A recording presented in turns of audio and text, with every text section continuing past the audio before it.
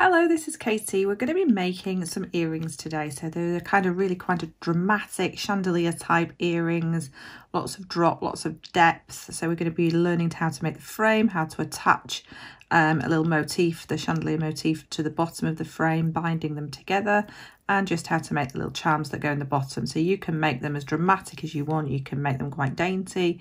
You can actually make them without any drop on them. They'll look quite pretty. So those are the ones that we're going to be making today. I will pop all the details of everything that I'm using underneath in the description. But as you can see, I've got everything here. So briefly, we've got some oval shaped beads. We've got earring findings. We've got bicones, which are copper bicones. I've got some 4mm turquoise. The bicones are 3mm. These are 19 by 5. I've got a jump ring.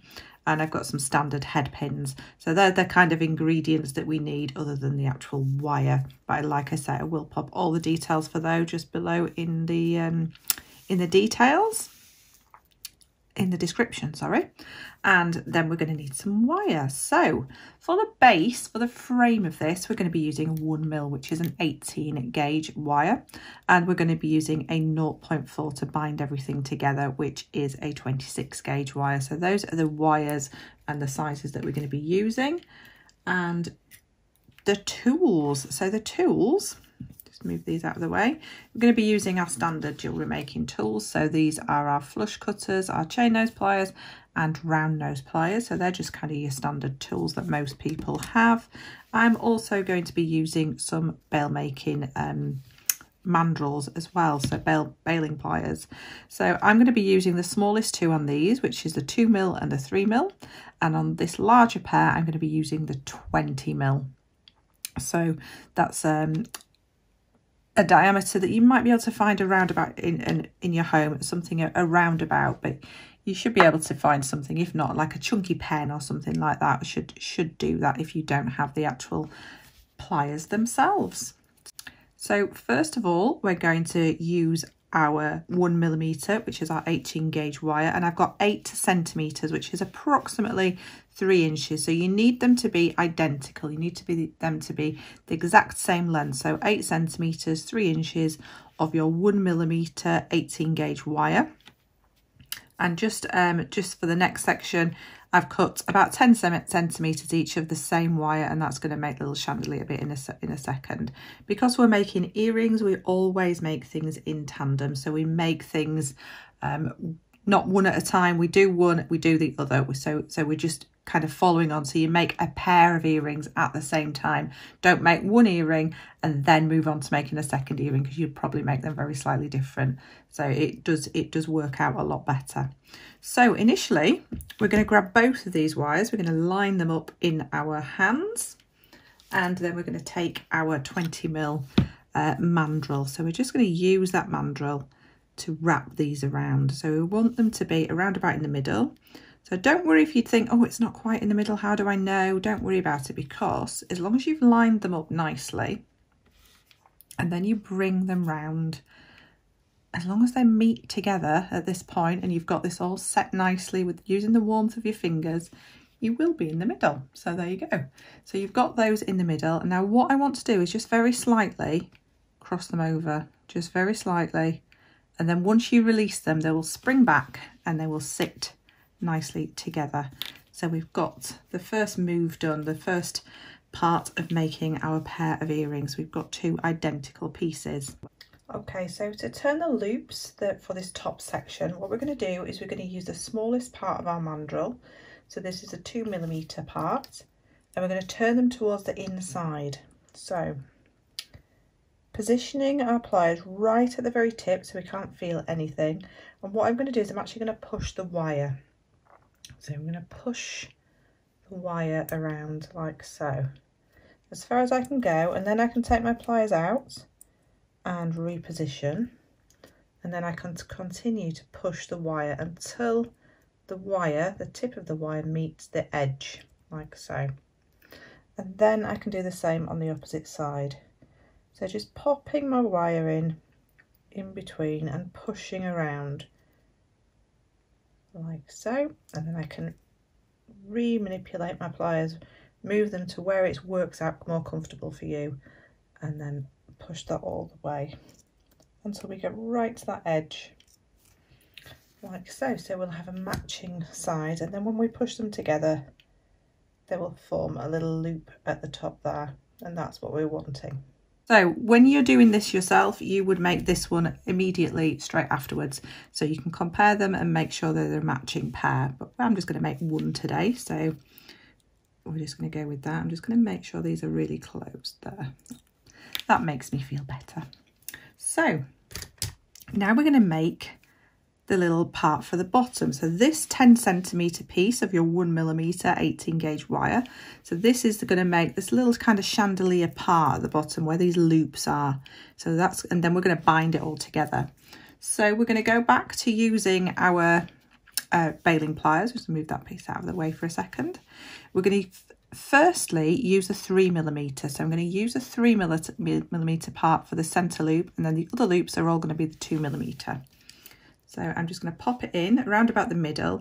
You will be trimming some off this, so as long as you're around about the middle, you should be absolutely fine. You don't need to measure it or anything.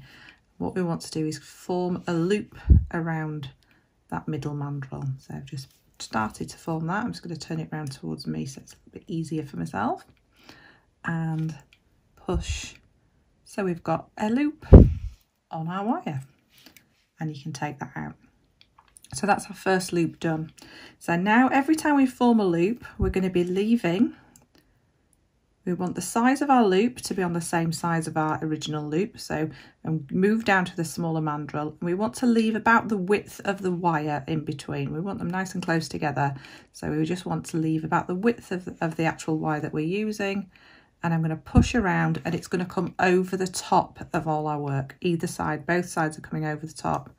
And then I'm just going to push this around until I'm happy with where my next loop is sat. And then I'm going to pop this in again, opposite side. So we're going to go side to side each time, leaving that little bit of a gap, so about the width of our wire. Now this wire is going to come over the top again. So again, I'm going to push all the way around, reposition my hand if I need to, until we've got all the way around to the opposite side. Now I can take that out and have a little look at it. You'll probably find it sitting a little bit wonky, don't worry. We're just going to use our pliers just to give that, I'm not squashing, I'm just tapping that down. So you can see it kind of levels everything out. Now we're going to go again, either side, again, leaving that little bit of a gap, and then positioning that nicely, and then pushing our wire around until it passes again over the top of our work again, like so. And again at the opposite side. So popping your pliers in, making sure you've left that gap, which is approximately the same width as the wire that you're using, and pushing this around. Just reposition your pliers if you need to. There we go. So now I've got 5 loops. One of them is a little bit larger. I'm just going to settle that in again, just using my pliers like so. So now this is going to sit underneath here, but obviously we don't need these extra little pieces of wire. So we want to snip these, so we make these a loop that can be opened if we wanted them to. So we want to snip these just kind of on the inside here, and we want to snip with the flush side of our pliers, so the flat side closest to the work that we're leaving behind. Okay, so it's going to be a bit of a tricky one, a little bit tricky is this one, and snip in there, and again at this side, and snip in there like so. Just move those pieces out of the way, and then you can just go in with your chain nose pliers and just make sure that you're happy with everything is sat inside there. There we go. And now this is going to sit underneath here. Now it still looks a little bit flat for me, so what I'm going to do is I'm just going to use the warmth of my fingers and just bring that in a little bit, just to give it that little bit, so it's going to sit a little bit better, and just manipulate that until you're happy with how it's sitting. That looks a bit better. So it's just curving around underneath there. Okay, right. So, and again, you will do the same with the other piece of wire, so working at the same time so that you make a symmetrical piece. So now it's time to start binding everything together. So for that, I have got my 0.4mm wire, which is 26 gauge, and I've got about 60 centimeters of that. We're going to be starting at the halfway point, so find kind of the midway point of your wire, so you've got about 30 centimeters on each side, and I'm just going to pop that down. I'm going to utilize that gap, pop that down, and there we go. I'm going to be working up one side and then up the other side. It's just so that I know that I've got a nice even amount of wire on each side. So for now, I'm just going to hold on everything together. So I'm holding on to my wires in this hand, just keeping it out of the way. My wire's gone through the middle there, and I'm just going to come up through the loop. So up through the loop, that middle loop, so we're connecting the middle first, and we're going to put 2 wraps in here. So 2 wraps around using that central slightly larger loop, the one that we use a slightly larger mandrel for. So, and all the way around. So now you can see there I've got 2 loops, 2 wraps on my loop. Okay. So this side, I'm just going to hold out of the way. I don't need to worry about that side for the minute. I'm just going to kind of hold at this side and centralize this, and then I'm going to start wrapping. So my wires come through the loop, and then this time it's coming in that gap, the gap in between the loops. So I'm just going to go once, twice in that gap, and then up through the loop twice. So we're just binding it together. That's all we're doing, just binding everything together, a little frame and a little motif together. So try not to pull it too tight, so you don't want to distort anything. So just nice and gently, 2 wraps through the loop that time, and then we're going to go 2 wraps in the next gap, and then 2 wraps through the loop, the final loop on that side. So once and twice. Making sure you don't get any snags or knots in your wire, and then all you're going to do is just single wrap, so single hand coiling all the way up. And the reason why we don't bind this together right at the beginning to form the shape is because it makes it so much easier, because we can utilize that little gap that we've got in there. So, and pushing your wire together each time will make your wraps so much neater.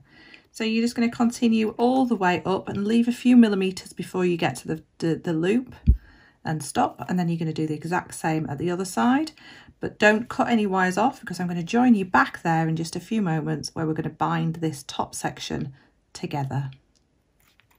So once you've done all that wrapping, so double wraps over through your loops, double wraps in between, and then just single wraps all the way up either side. Then you're just going to start binding them together. So I'm just going to leave that wire attached for now, and then just give these a little squeeze them together, and then using one of my tail wires either side, it doesn't matter, I'm just going to bind that top loop together. So we're binding both those loops together. Now we'll want to spring back initially, but once you get a couple of wraps in, it will be fine. So just hold them nice and firm. So wrapping around that top loop. So you will find that the wraps will kind of gap out a little bit, just because you've got more distance to come through when you're coming around a kind of corner like that, but kind of try and push them together and keep them as neat as you possibly can. So just wrapping that around until we get to the opposite side. And then we just need to finish with a couple of wraps on the other side, because it's always better to finish on wrapping over one wire, which is why I said to just leave a little gap just before you got to the edge there. So I'll just get around to that section. So now I can just push my wire up through and wrap a couple of times on this opposite side, like so. I'm going to snip that off there and then just finish the opposite wire. So snipping that off, using my chain nose pliers just to make sure it's nicely smoothed out. There we go. And then there's just a tiny gap. So I'm just going to finish off my opposite wire with that one. There we go. I'm happy with that. I'm going to snip that one off again. I'm going to try and snip it more towards the inside, and then I can just give that a little squish. So once you've got your little piece made and it's all finished off, what you need to do is make your little charms that are going to go underneath it. So your drops that are going to go underneath. So I've pre-made these ones. Let's just make this last one up. So we're just going to pop our beads on. You can thread your beads, whatever you've chosen, different shapes, sizes, however you like. You can change it for each one as well. You don't have to be the same, like I've done all mine the same. So I'm going to pop my beads on. What I'm going to do is I'm going to leave around about 1 millimetre after the bead, and then I'm going to kick that away. So I'm just going to push and kick away the wire, and then I'm going to cut it. So I've got around about 1 centimetre left of wire on from that kick out. And then I'm going to take my round nose pliers. I'm going to come around about 1/3 of the way down for mine. It will depend on how your pliers are. Obviously, you will get a feel for your own pliers. And then I'm going to wind it back. So I'm going to wind it back towards the actual bead. And by doing that, what I've done is I've created a loop on top of the bead rather than a straight wire with a loop on the side. Because if you don't do that little kick off to start with, you end up with kind of like a letter P shape rather than a lollipop shape. So that's what we prefer. Okay, so I've got my components ready. I've got the one that I've made and my little charms. I've got my earring finding and I've got my jump ring. So I'm just going to bring in a spare pair of chain nose pliers because I'll need that for my jump ring at the end. So now what I want to do is I want to open these. So open them, just support what you've actually made, and then just open them like a little bit, like a door, I suppose. Make sure you're looking at the front side. So think about the way that you actually made those spirals, those loops, and wrapped it on. And I'm going to pop that one in the middle. So I've popped it front to back. So I'm going to turn it round to the opposite side to close that little door. So, and then just support everything as you're doing that, making sure everything's closed properly. So you're going to add all of these. So I'm going to do this quickly. I will go back in and check that all my loops are closed properly when I've finished this, but I'm just doing it a little bit quicker just for demonstration purposes. And open up and pop that on, and making sure they're all the right way around as well, making sure you're doing them all front to back. So do forgive me if I turn them around because I'm rushing this a little bit. I should get them the right way around. Making sure they're all nice and closed. I like the weight of these. I like a nice, if your earring's going to dangle, I think it does need a little bit of weight, because if it's too light, I find that they're a bit sort of airy-fairy, and they kind of get lost in your hair. You can't feel them. I think you need to kind of feel the weight of a good size earring. So those are all on there. Now what I need to do is I need to look at the way that the orientation of my loops. So an earring finding generally comes with a loop to the side like so, but the loop that we've got here is to the side, and I can't fit. Ideally it would be nice to just connect that straight to there, but this loop's too small to connect through that double loop.